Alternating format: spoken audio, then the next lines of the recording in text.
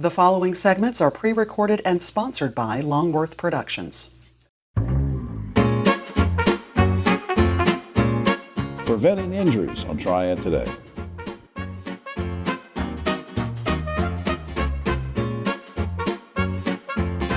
Hello everyone, I'm Jim Longworth and welcome to another edition of Triad Today, coming to you once again from the beautiful Senior Botanical Garden in Kernersville. We'll tell you more about the garden later on, and later on is when the roundtable shows up. We'll get into all sorts of controversial topics with them, so stay tuned. We have some great guests, important information coming all throughout the half hour, and hope you'll stay with us. Where we want to start, though, is talking about a really neat program that's going on at my alma mater, UNCG, although they don't claim me.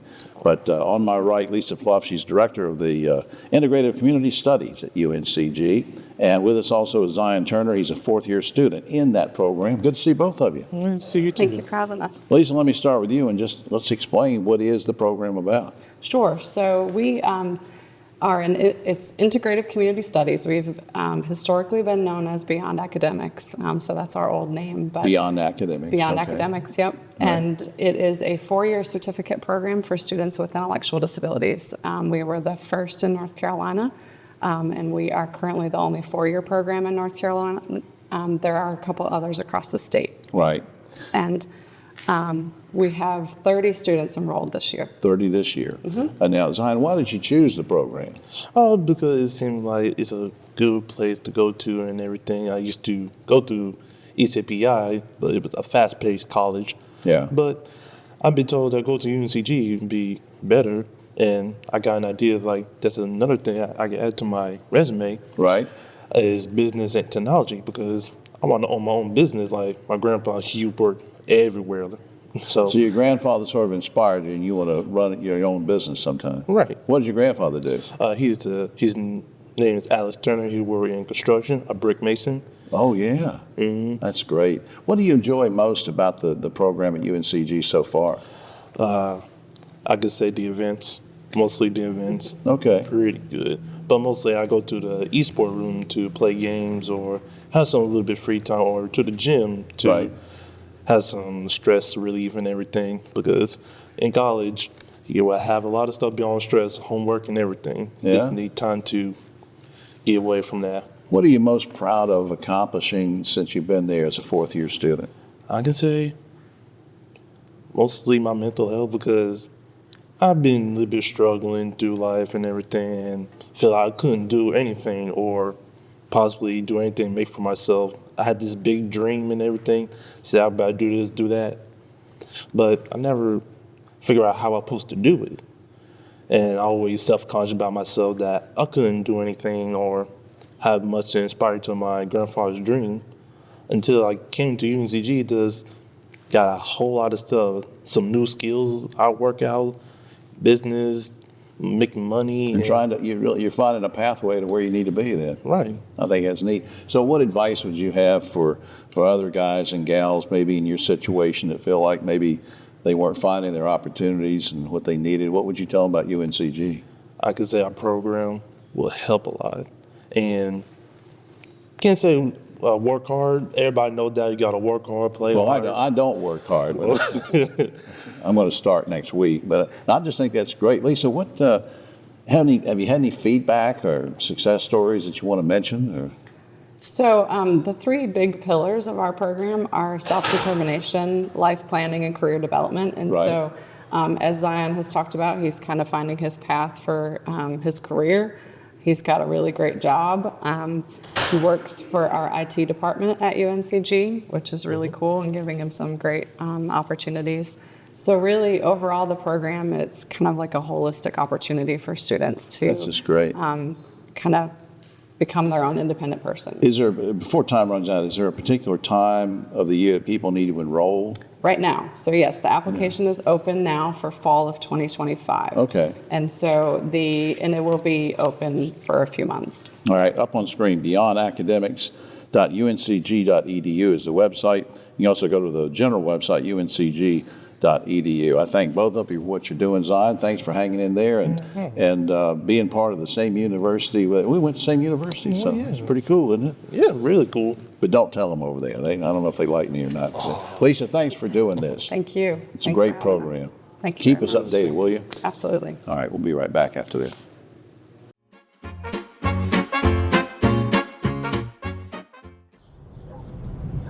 You know, it's hard to believe the Safe Sober program has been going strong for over 30 years. And over 600,000 students have made the pledge to stay safe and sober on prom night. You know, Griff, it's had a huge impact on our community.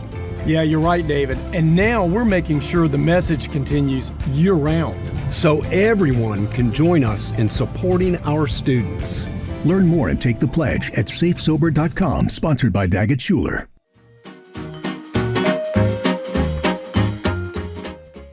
Back now on Triad Today, and we have a familiar visitor with us. You saw him last month on the program as we sort of found out about his background and personal life and got to know Dr. Jared Sandiford. He's an orthopedic surgeon with Northern Orthopedics in Mount Airy. And now we're going to talk about some things like sports injuries, treating them, preventing them, that kind of thing. Welcome back. Thank you. Thanks for having me. How prevalent are sports injuries? We see lots of sports injuries. I'll see them every day. I usually see somebody with a sports-related injury. That includes young athletes, playing high school or college sports, and middle-aged folks that are doing recreational activities or weekend warriors. Well, I know you said weekend warriors, but is it mainly just young people or mainly just athletes, or the old guys like me? We get orthopedic injuries too because we want to go out and play tennis and haven't played tennis in 40 years. Yeah. I mean, what's going on? Yeah, exactly. All age groups. We even see a lot of pickleball injuries, and a lot of folks that are older really enjoy pickleball, and so we see a lot of injuries from that as well. So, what are the most common orthopedic injuries you see through sports or any kind of outdoor activity or whatever? What do you see a lot of? Mm-hmm. Give me a few examples. Yeah, so I think some of the younger athletes that are high school and college level, some of the injuries we see from them are like shoulder dislocations with labral injuries, ACL tears, meniscus tears, problems with dislocating kneecaps or things like that. How do you determine if surgery is necessary for something, though? It sort of depends on the injury. There's some injuries where we'd say it's probably best to do surgery for them, but it's also a discussion with the patient, what their goals are, their age, their activity, what they like to do, really decide what's best for them. Give me an example of a couple different types of surgeries. I mean, is everything really invasive, or do you have things that are less invasive, or what? Yeah, so I did a sports medicine fellowship and really enjoy specializing in sort of a minimally invasive type surgery, particularly shoulders, hips, and knees. So we can do several kinds of surgeries for like shoulder instability or knee instability, minimally invasive, in order to get patients back faster to their activities or their work. So recovery time with some of these newer types of less invasive surgery, what recovery time do you look at for a typical surgery?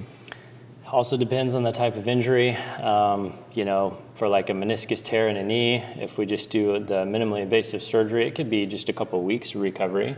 But something for like an ACL tear that we do surgery for can take 8, 9, close to a year of recovery. All right.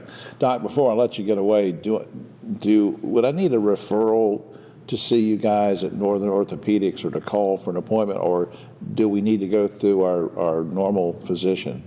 So typically you would go through your normal physician, your primary care doctor, and if they felt like you needed to see an orthopedic surgeon, then they would send you a referral to see us. Okay. Now up on screen, you can get more information about Northern Orthopedics by calling area code 336-719-011. That's 719-011. You can also visit, this is the General Hospital website, choosenorthern.org. That's choosenorthern.org. And any tips you want to give anybody about of any age about getting ready to do an activity as far as warm up or exercise or whatever, what would you like to leave us with? Yeah, you bet. So it's best to prevent injuries. You mentioned that earlier, Jim. I think that's the key to avoid seeing me is try to warm up, do some stretching and some exercise before you go into whatever activity or sport that you're going to do. I think it's beneficial for at least 5-10 minutes of a warm up before you do that activity, and that'll help prevent injuries. My final question is, my wife gives me a lot of chores to do. Can you write me a note that says I don't have to do them? Anytime, Jim. Just let me know. I love this guy. Thanks for coming. Thank you very much. All right, you take care. right. We'll be right back after this. Hi, I'm Jim Longworth, reminding you that Triad Today is now streaming on WFMY Plus, available free on Roku and Amazon Fire TV.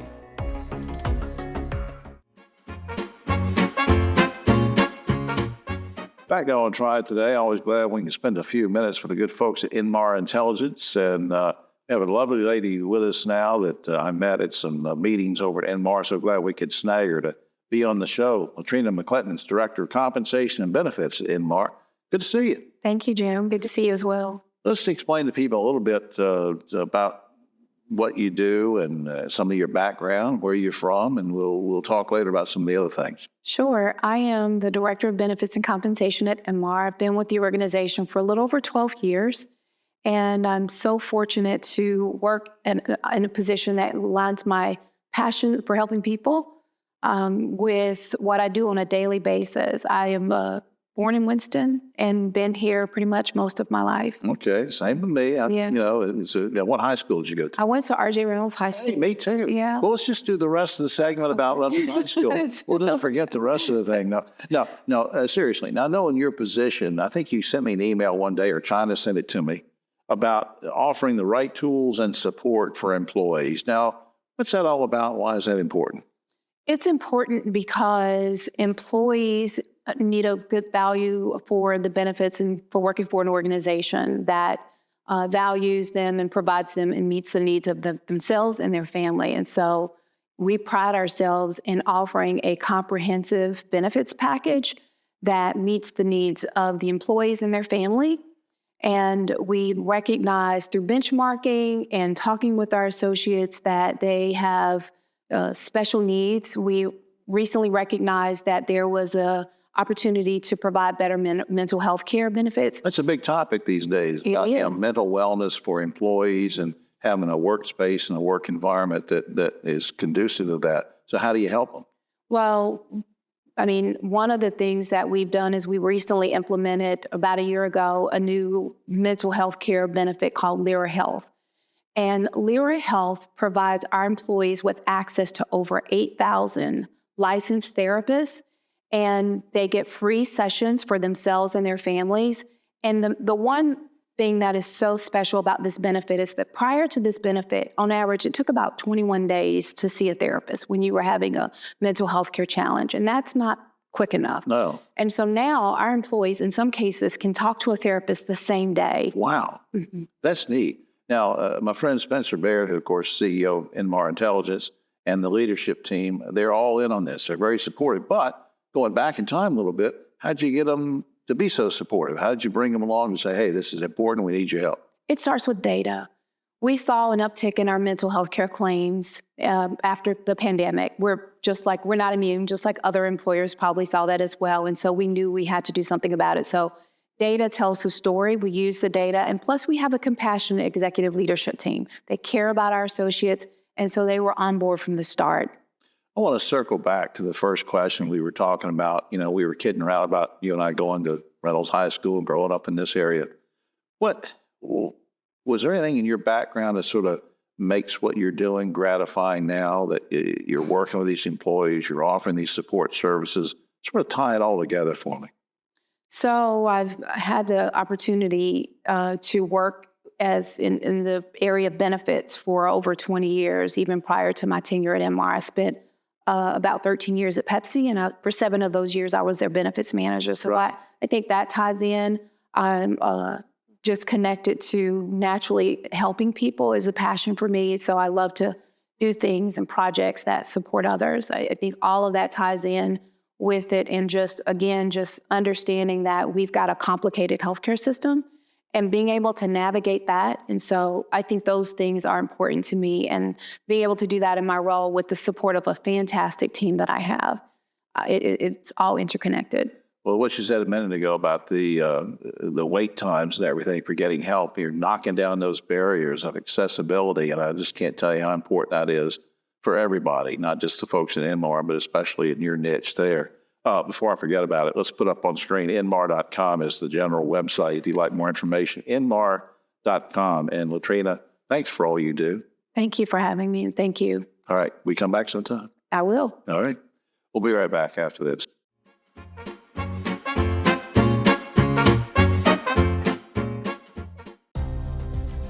North Carolina's economy is growing, bringing new businesses and opportunities. The need for electricity is growing too. At Duke Energy, we're meeting the challenge, providing even more electricity that's cleaner, reliable, and that stays affordable. We're getting out of coal and reinvesting in our communities with a diverse, balanced mix of energy sources and making targeted upgrades to the grid so that North Carolina can thrive in a smarter energy future. Baby, watch me fly. Baby, watch me soar. Baby, watch me fly. I will open up the sky. Fly local, fly easy, fly PTI. The world's brightest are Fulbrights, Goldwaters, McNairs, and Spartans. Prestigious doesn't have to be expensive. UNCG, find your way here.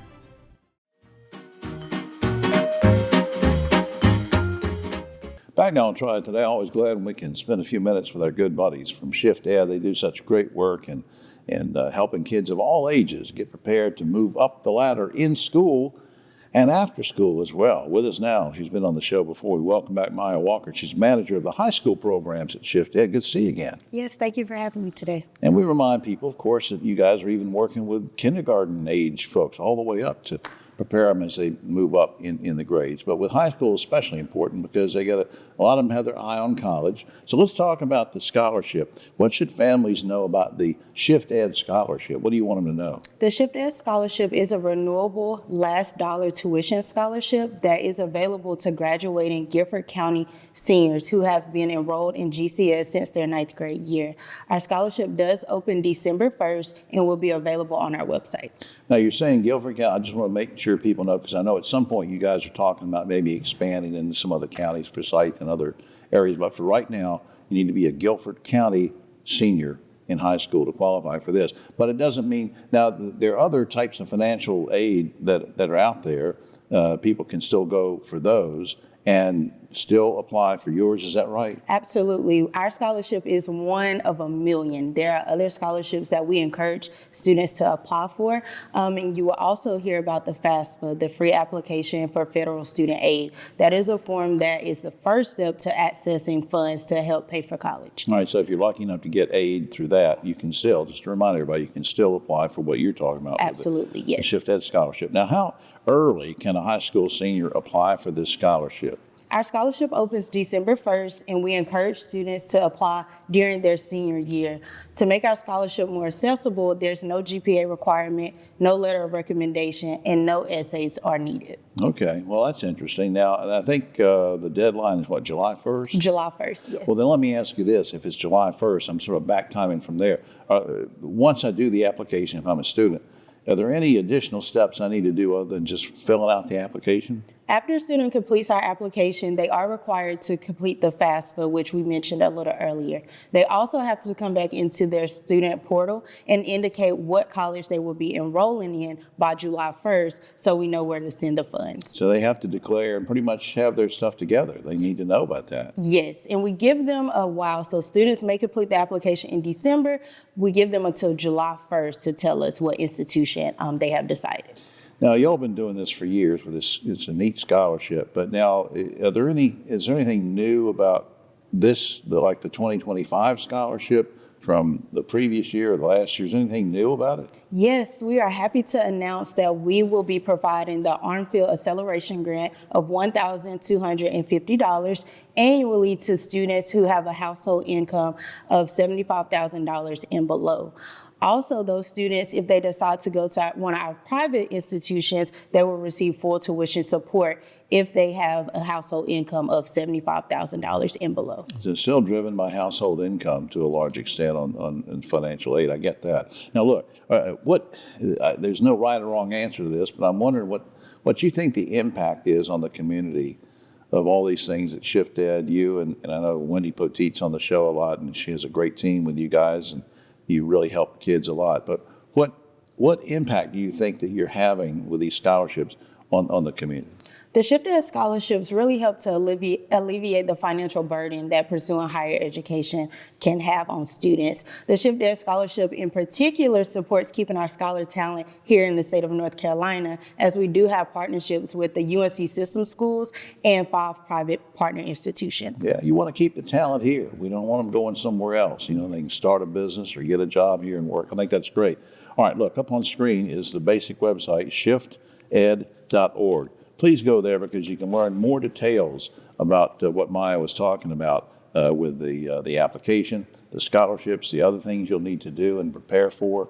It's a great website, so check it out. Maya, I really appreciate what you do 24/7, not just being here with us today, but thanks for helping the kids. Yes, thank you, and thank you for having us today. All right, we'll be right back after this.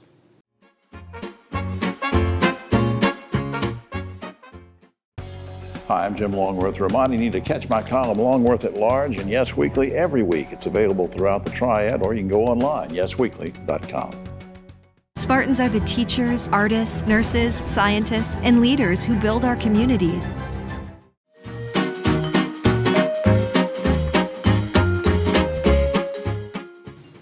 Back now on Triad Today, just about time for the roundtable, but a quick shout out to the good folks here at Senior Botanical Garden in Kernersville. You love the garden. There's always something going on, an event, or you can have your event here and come and see the garden. Come and see us right now if you can catch us. We'll be here for a few minutes. On my right, but always political left, Ogie Overman's here. Rosemary Plyman's here, a great broadcaster and journalist, and she's filling in today, and we appreciate her presence.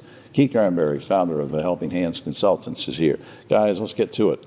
Earlier this month in Nevada, election officials were having trouble verifying mail-in ballots from over 14,000 first-time voters because these young people did not know how to sign their name. Should cursive writing be required in every school, Ogie? I guess they were Trump voters. No, I don't know that for sure. Well, I bet money they were. Well, you don't know. Yeah, I do think that cursive should be. I mean, that's almost a given. How would you not? That just doesn't make any sense to me at all. All right, mother of a few here. I mean, you know, some of my kids can use cursives, others can't. I don't know. I think we can probably let it go. You can write. Everybody writes their name differently, even in print. Keith, should we have cursive writing? I don't think there'll be any harm in having it. I think you should. All right. Yeah, no problem. I spoke with a local CEO the other day who told me that he gave his employees the day off on Election Day to make sure they all had time to vote. It's kind of neat. My question is, would you like to see Congress designate Election Day as a federal holiday? Ogie. I definitely would. I think the more people who participate in democracy, the better it works, and that would do it. Sure, I've been saying it for years. Rosemary, what do you think about Election Day as a federal holiday? I don't know if it would actually increase the amount of people voting, but I think it sends a good message that how important it is. You think it would make a difference at all, Keith? Not really. I think that but I do believe that having it as a holiday would be a good thing. But I think people who are going to vote are going to vote. All right. A Minnesota congressman is proposing a law that would give every child $5,000 at birth, which would be invested by the Social Security Administration in a Fortune 500 stock. Now, the idea is to make sure every kid, when he or she turns 18, will have a financial head start. Now, the question is it a good idea or a bad idea? And the follow-up question is, would something like this pass in the new administration? Ogie. Well, no, it wouldn't for what's his face. But yeah, I had never thought of that, but the more I think about it, it seems like a good idea. No, I think it's a fantastic idea. You like that? Yeah, I love it. Yes, my husband is in finance, and he's been saying this for years. Really? He thinks it would be a great idea to do this. So he's been thinking about, how maybe we could do that through the stocks and everything. Yeah, I mean, talk about if you really want to start trying to level the playing field in any way, you got to do it with money. Keith, what do you think? At birth, $5,000 invested for a kid. From Tim Walz, right? Well, no. I mean, Minnesota, he's the governor, right? Yeah, I think it's a fantastic idea, and I think it should be done all over the country to give people who have a good head start in life. Right. You think it would pass, though, under the new administration? Absolutely not. That's kind of sad, isn't it? All right. Are you okay? Yeah, that's not all right. really, but yeah. Well, I didn't ask if you're okay politically. Okay. Yeah. All right. The mother of a 14-year-old Florida boy is suing Google and a company called Character Technologies for driving her son to commit suicide after he became romantically involved with an artificial intelligence bot. Who wins this suit? And are the mother and son as much to blame as the company and Google, Ogie? You know, there was a movie about that. Did you see that? No. Phoenix, what is it? Yeah, yeah. Good movie, but I don't see how you can blame the tech people for that. I really don't. You don't think so? I don't think so. Rosemary, what do you think? I don't know. It's getting really hard to tell, and it's only going to get better. I think it's terrifying, and I think that they share some blame in this. Yeah, I know. You know, the boys and girls have been thrown over by a boy or girlfriend or whatever for the beginning of time, but now with these AI bots, I mean, what do you think? Who's to blame on this thing? Did the bot tell him to kill himself? I'm trying to understand. I don't know what went wrong, but yeah, I don't think they have a case. I think they need to teach their young people how to discernment. But I don't think they have a case in terms of suing Google. I've still been one for monitoring usage of internet anyway. Home Depot has enacted a new policy whereby highly paid top executives are now required to work an 8-hour floor shift once a quarter. Go out in the store, put an apron on and work. Like to see all major companies do that, Ogie? Yeah, even though it's Home Depot, I think it's a real good idea. I do. I don't know what that means. All right, Rosemary. Oh, I know what he means. You know what he means. I will say, I think it's a fantastic idea. You like yes, it? Yes, 100%. They have to work an 8-hour shift once a quarter. What do you think? I think people look at that as patronizing. Oh, you're gonna come down here once a quarter and then go back up into your high office and make millions of dollars. And it doesn't mean they would know where the tools or the hardware or anything is. It makes no sense to me, man. Yeah. What are they going to say? I'll check with somebody else and see if I can find it. Finally, in an effort to cut down on human traffic jams, this is a real story, New Zealand has just imposed a new 3-minute time limit on goodbye hugs at airport drop-off areas. Guys and gals, do you think 3 minutes is long enough to hug somebody, Ogie? Well, yeah, probably, but how bad is the traffic jam really at the airport? Is it really that bad? I don't know. 3 minutes seems enough. Is it just me? 3 minutes seems long. Yeah. Well, I'll tell your husband what you said. Okay, Rosemary, we'll talk about it later. No. Rosemary does not want to be hugged for 3 minutes. Is 3 minutes long enough to hug? I don't think people would want to stop hugging me. I think it's too short because when you hug me, you want to hug me longer. Oh, there you go. You know what I mean, at least a 10-minute window. You know what I'm saying? I know what I want to do.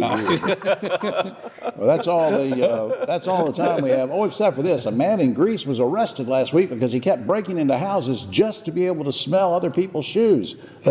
It's a true story. The police said, "Why do you want to smell other people's shoes?" He said, "It's good for the soul." Oh, okay. Wow. For all of us here on Triad Today, I'm Jim Longworth. We'll see you next week. Wow.